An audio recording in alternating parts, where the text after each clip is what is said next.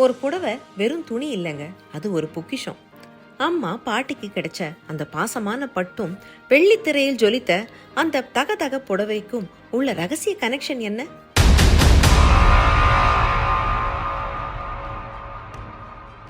பட்டுக்கு நிகராக பாட்டையும் நேசிக்கும் கலைஞானி பத்மபூஷன் திரு நல்லி குப்புசாமி செட்டியார்.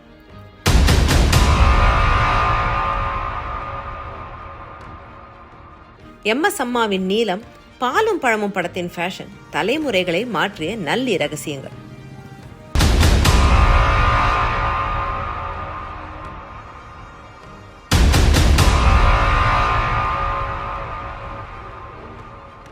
ராகத்தின் பாவங்களுக்கு ஏற்ற புடவையின் நிறம் எது என்ற சுவாரஸ்யமான செக்மெண்ட்டும் உண்டு. நல்லி சில்க்ஸ் நினைவலைகள். இந்த முழுமையான ஆழமான நேர்காணல் தமிழ் நாஸ்டால்ஜியா யூடியூப் சேனலில் மட்டுமே.